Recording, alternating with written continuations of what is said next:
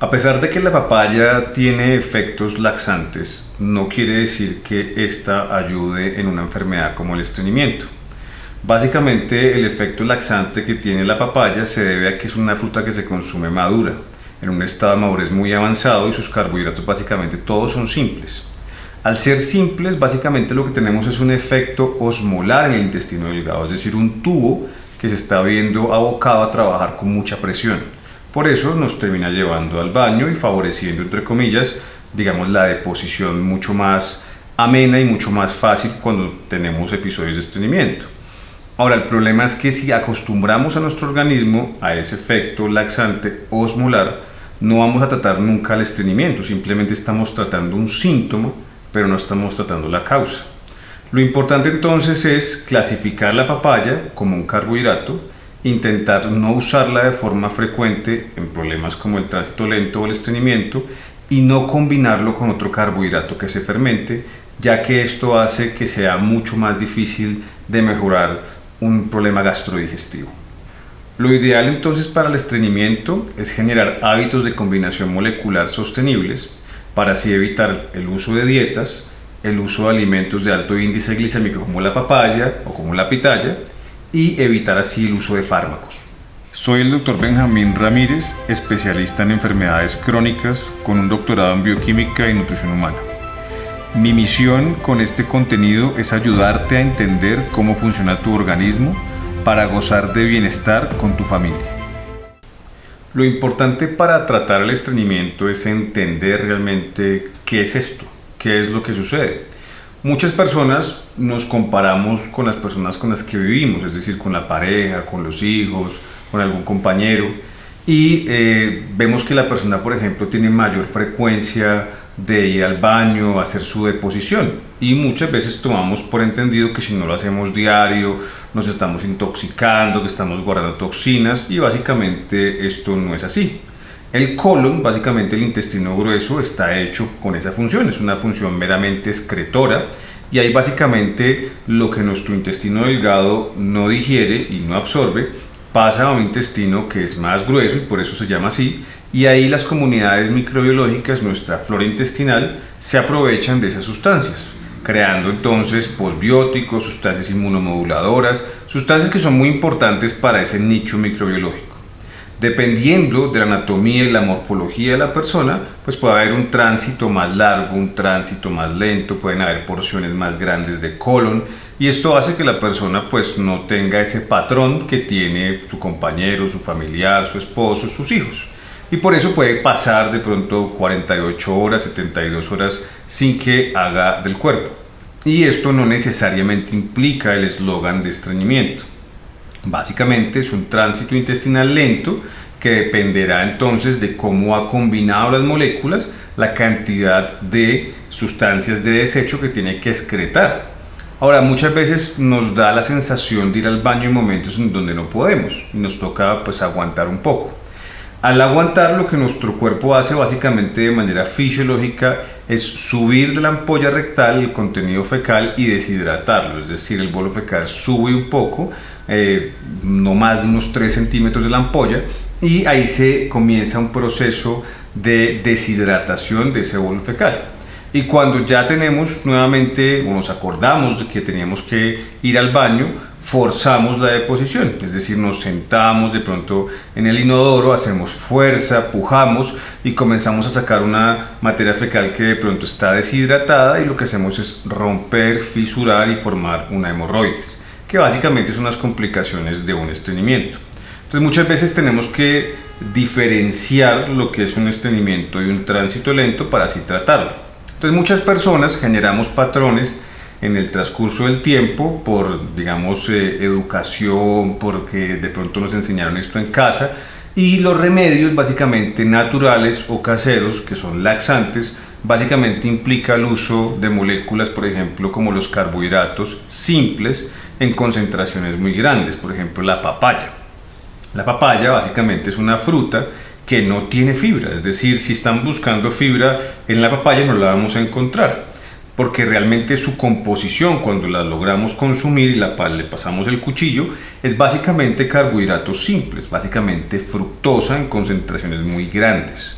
Cuando consumimos fructosa y monosacáridos, es decir, carbohidratos simples en concentraciones grandes, con muy poca concentración de agua, lo que hacemos es hacer presión, es decir, es un tubo al cual estamos metiendo agua con azúcar.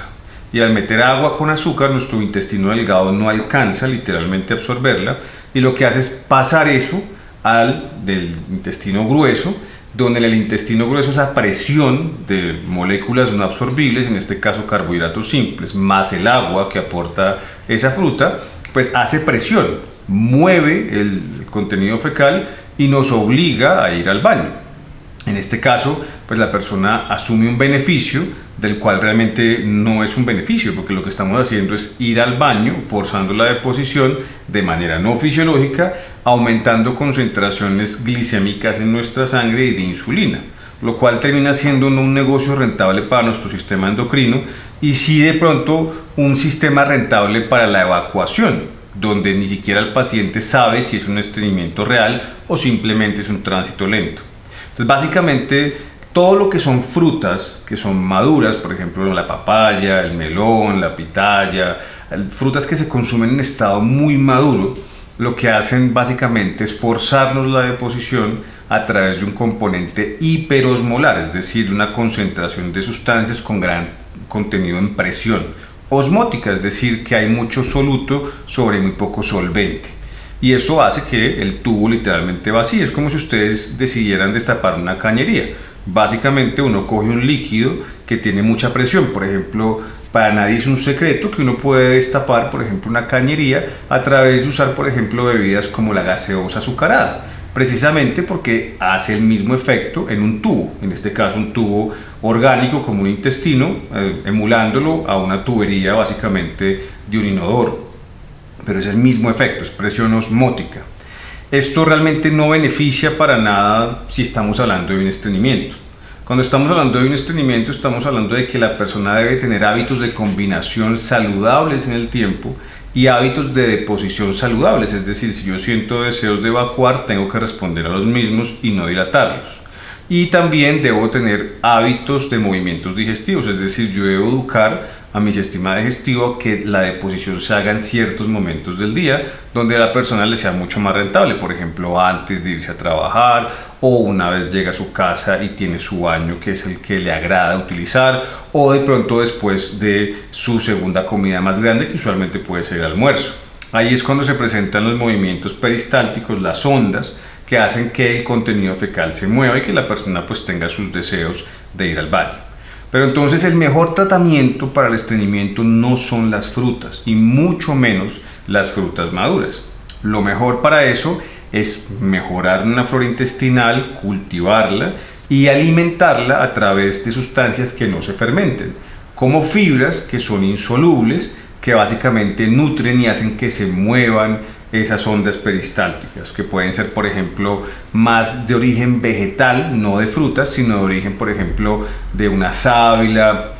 de un vegetal, de unas hojas, de sustancias que básicamente son no biodisponibles, que nosotros en alimentación molecular clasificamos con un color verde, donde la persona a través de usarlas tiene mejor respuesta terapéutica que el uso de las mismas frutas, porque las frutas no las podemos clasificar en ese mismo grupo porque ellas sí aportan azúcar al cuerpo, aportan respuesta glicémica, aportan respuesta insulínica, por lo cual no sería el mejor vehículo para acostumbrar a nuestro intestino a que se mueva de una forma peculiar.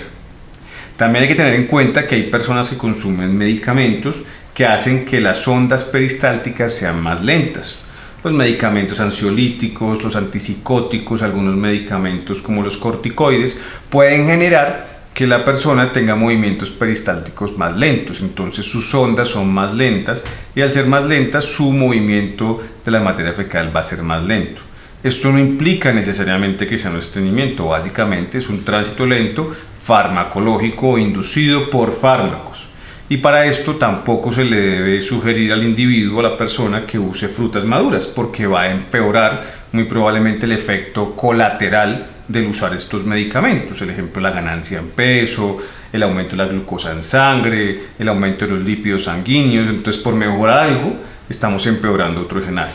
Y la idea es que el tratamiento de esto sea integral.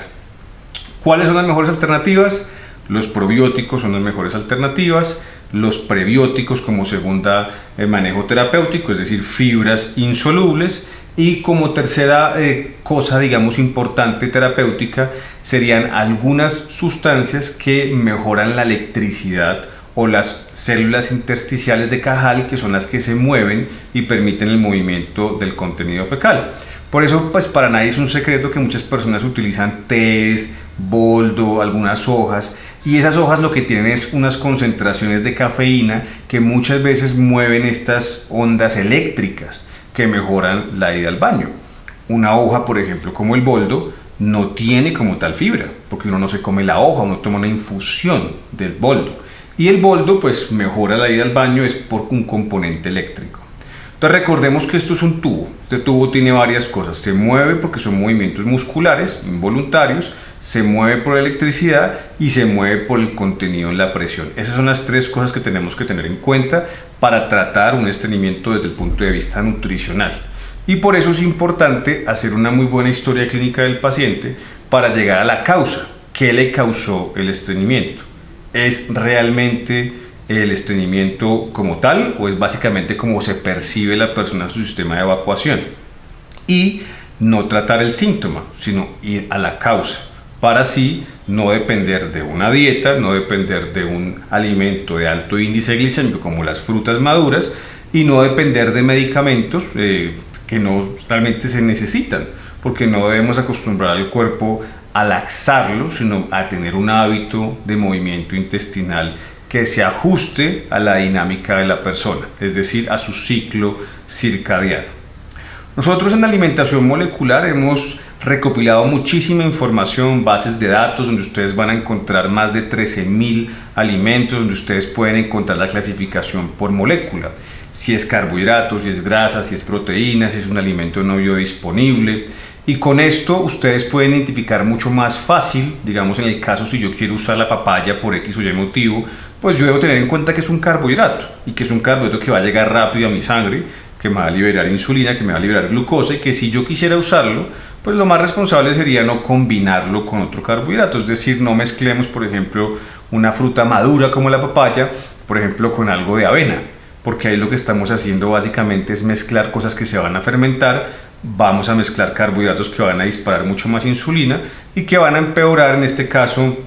una condición crónica, y no estamos ayudando realmente a un problema como el estreñimiento.